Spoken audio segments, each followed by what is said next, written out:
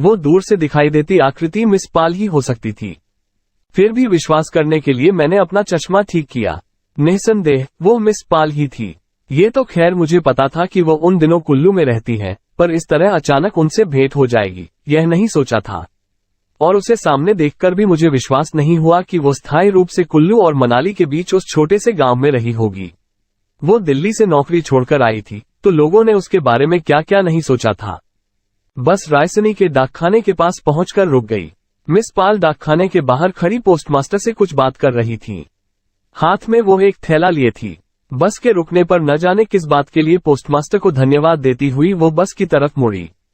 तभी मैं उतरकर सामने पहुंच गया। एक आदमी के अचानक सामने आ जाने से मिस पाल थोड़ा अचकचा गई, मगर मुझे पहचानते ही उसका चेहरा खुशी और उत्साह से खिल गया। रंजीत तुम, उसने कहा, तुम यहाँ कहाँ से टपक पड़े? मैं इस बस से मनाली आ रहा हूँ, मैंने कहा। अच्छा, मनाली तुम कब से आए हुए थे? 8-10 दिन हुए आया था, आज वापस जा रहा हूँ। आज ही जा रहे हो? मिस पाल के चेहरे से आधा उत्साह गायब हो गया। देखो कितनी बुरी बात है कि 8-10 दिन से तुम यहाँ हो और मुझसे मिलने की तुमने कोशिश भी नहीं की। तुम्हें ये तो पता ही था कि मैं कुल्लू में हूँ। हाँ, ये तो पता था, पर यह पता नहीं था कि कुल्लू के किस हिस्से में हो। अब भी तुम अचानक ही दिखाई दे गई। नहीं, मुझे कहाँ से पता चलता कि तुम इस जंगल को आबाद कर रही हो? सचमुच बहुत बुरी बात है, मिस पाल उलाहने के स्वर में बोली। तुम इतने दिनों से यहाँ हो और मुझसे तुम्हारी भेंट आज हुई आज जाने के वक्त। ड्राइवर जोर जोर से हॉर्न बजाने लगा। मिस पाल ने कुछ चिढ़कर ड्राइवर की तरफ देखा और एक साथ झिड़कने और क्षमा मांगने के स्वर में कहा, बस जी 1 मिनट, मैं भी इसी बस से कुल्लू चल रही हूँ, मुझे कुल्लू की एक सीट दीजिए। Thank you very much. और फिर मेरी तरफ मुड़कर बोली, तुम इस बस से कहाँ तक जा रहे हो? आज तो इस बस से जोगिंदरनगर जाऊंगा, वहां एक दिन रहकर कल सुबह आगे की बस पकड़ूंगा। ड्राइवर अब और जोर से हॉर्न बजाने लगा। मिस पाल ने एक बार क्रोध और बेबसी के साथ उसकी तरफ देखा और बस के दरवाजे की तरफ बढ़ते हुए बोली, अच्छा कुल्लू तक तो हम लोगों का साथ है ही, और बात कुल्लू पहुंचकर करेंगे। मैं तो कहती हूँ कि तुम 2-4 दिन यहीं रुको, फिर चले जाना। बस में पहले ही बहुत भीड़ थी। 2-3 आदमी वहां से और चढ़ गए थे, जिससे अंदर खड़े होने की जगह भी नहीं रही थी। मिस पाल दरवाजे के अंदर जाने लगी तो कंडक्टर ने हाथ बढ़ाकर उसे रोक दिया। मैंने कंडक्टर से बहुतेरा कहा कि अंदर मेरी वाली जगह खाली है, मिस साहब वहां बैठ जाएंगी और मैं भीड़ में किसी तरह खड़ा होकर चला जाऊंगा, मगर कंडक्टर एक बार जिद पर अड़ा तो अड़ा ही रहा कि और सवारी वह नहीं ले सकता। मैं अभी उससे बात ही कर रहा था कि ड्राइवर ने बस स्टार्ट कर दी। मेरा सामान बस में था, इसलिए मैं दौड़कर चलती बस पर सवार हो गया। दरवाजे से अंदर जाते हुए मैंने एक बार मुड़कर मिस पाल की तरफ देख लिया। वो इस तरह अचकचाई सी खड़ी थी जैसे कोई उसके हाथ से उसका सामान छीनकर भाग गया हो और उसे समझ न आ रहा हो कि उसे अब क्या करना चाहिए। बस हल्के हल्के मोड़ काटती कुल्लू की तरफ बढ़ने लगी। मुझे अफसोस होने लगा कि मिस पाल को बस में जगह नहीं मिली तो मैंने क्यों न अपना सामान वहां उतरवा लिया। मेरा टिकट जोगिंदरनगर का था, पर यह जरूरी नहीं था कि उस टिकट से जोगिंदरनगर तक जाऊं ही। मगर मिस पाल से भेंट कुछ ऐसे आकस्मिक ढंग से हुई थी और निश्चय करने के लिए समय इतना कम था कि मैं ये बात उस समय सोच भी नहीं सका था। थोड़ा सा समय और मिलता तो मैं जरूर कुछ देर के लिए वहां उतर जाता।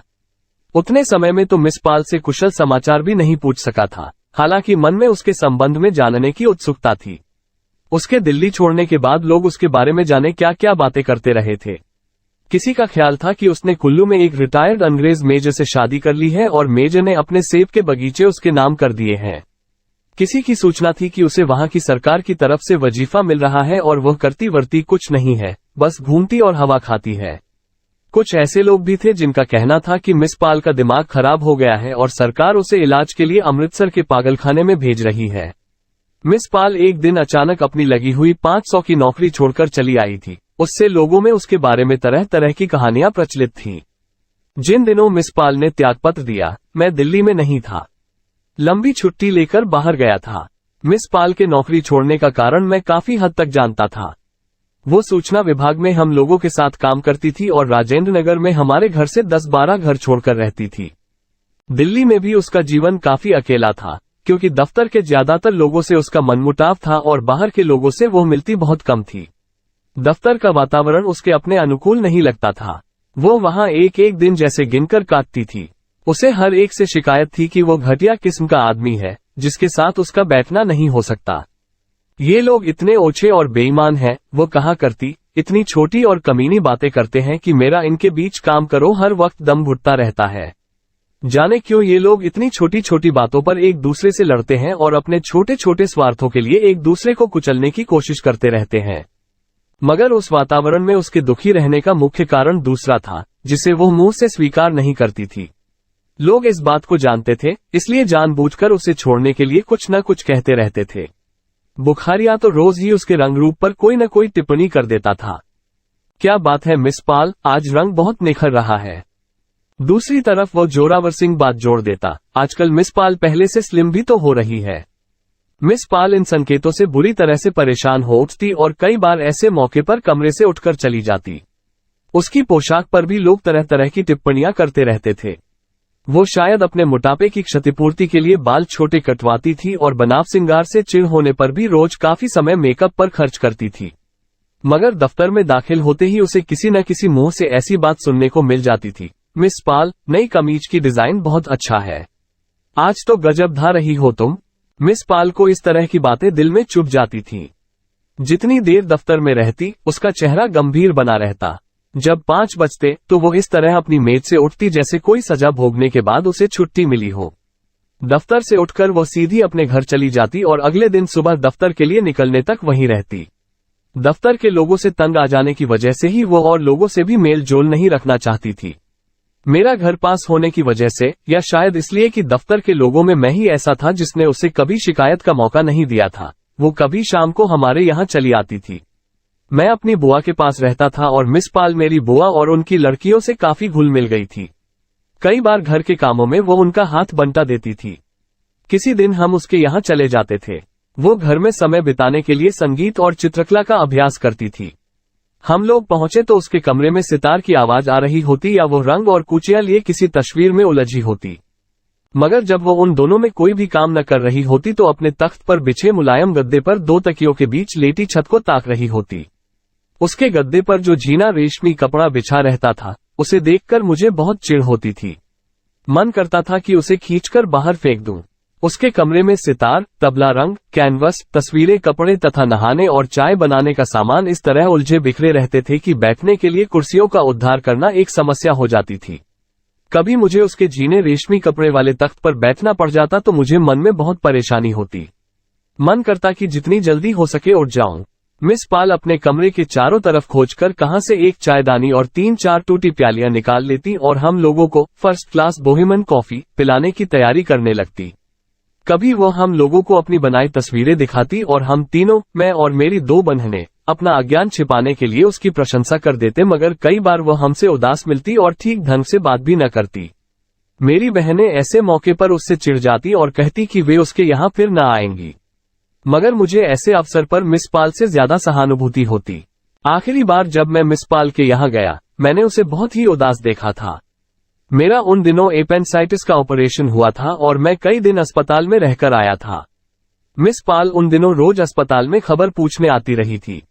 बुआ अस्पताल में मेरे पास रहती थी, पर खाने पीने का सामान इकट्ठा करना उनके लिए मुश्किल था। मिस पाल सुबह सुबह आकर सब्जियां और दूध दे जाती थी। जिस दिन मैं उसके यहाँ गया, उससे एक ही दिन पहले मुझे अस्पताल से छुट्टी मिली थी और मैं अभी काफी कमजोर था। फिर भी उसने मेरे लिए जो तकलीफ उठाई थी, उसके लिए मैं उसे धन्यवाद देना चाहती थी। मिस पाल ने दफ्तर से छुट्टी ले रखी थी और कमरा बंद किए अपने गद्दे पर लेटी थी। मुझे पता लगा कि शायद वो सुबह से नहाई भी नहीं है।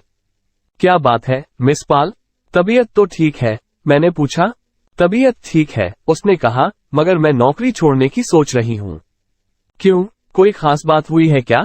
नहीं, खास बात क्या होगी, बात बस इतनी ही है, मैं ऐसे लोगों के बीच काम कर ही नहीं सकती। मैं सोच रही हूँ कि दूर के किसी खूबसूरत से पहाड़ी इलाके में चली जाऊं और वहां रहकर संगीत और चित्रकला का ठीक से अभ्यास करूं। मुझे लगता है मैं खामखां यहाँ अपनी जिंदगी बर्बाद कर रही हूँ। मेरी समझ में नहीं आता कि इस तरह की जिंदगी जीने का आखिर मतलब क्या है। सुबह उठती हूँ, दफ्तर चली जाती हूँ, वहां 7-8 घंटे खराब करती हूँ, खाना खाती हूँ, सो जाती हूँ। ये सारा का सारा सिलसिला मुझे बिल्कुल बेमानी लगता है। मैं सोचती हूँ कि मेरी जरूरतें ही कितनी हैं। मैं कहीं और जाकर एक छोटा सा कमरा या शेक लूं तो थोड़ा सा जरूरत का सामान अपने पास रखकर 50-60 या 100 रुपये में गुजारा कर सकती हूँ। यहाँ मैं जो 500 लेती हूँ, वे 5 के 500 हर महीने खर्च हो जाते हैं। किस तरह खर्च हो जाते हैं ये खुद मेरी समझ में नहीं आता। पर अगर जिंदगी इसी तरह चलती है तो क्यों खामखां दफ्तर आने जाने का भार ढोती रहूं? बाहर रहने में कम से कम अपनी स्वतंत्रता होगी। मेरे पास कुछ रुपये पहले के हैं, मुझे प्रोविडेंट फंड के मिल जाएंगे। इतने में एक छोटी सी जगह पर मेरा काफी दिन गुजारा हो सकता है। मैं ऐसी जगह रहना चाहती हूँ जहाँ यहाँ की ही गंदगी न हो और लोग इस तरह की छोटी हरकतें न करते हों। ठीक से जीने के लिए इंसान को कम से कम इतना तो महसूस होना चाहिए कि उसके आसपास का वातावरण उजला और साफ है और वो एक मेंढक की तरह गंदले पानी में नहीं जी रहा। मगर तुम ये कैसे कह सकती हो कि जहां तुम जाकर रहोगी वहां हर चीज वैसी ही होगी जैसी तुम चाहती हो? मैं तो समझता हूं कि इंसान जहां भी चला जाए अच्छी और बुरी तरह की चीजें उसे अपने आसपास मिलेंगी ही। तुम यहाँ के वातावरण से घबराकर कहीं और जाती हो तो ये कैसे कहा जा सका है कि वहां का वातावरण भी तुम्हें ऐसा ही नहीं लगेगा? इसलिए मेरे ख्याल से नौकरी छोड़ने की बात तुम गलत सोचती हो। तुम यहीं रहो और अपना संगीत और चित्रकला का अभ्यास करती रहो। लोग जैसी बातें करते हैं करने दो। ऐसी ही और मजेदार कहानियों के लिए हमसे जुड़े रहिए।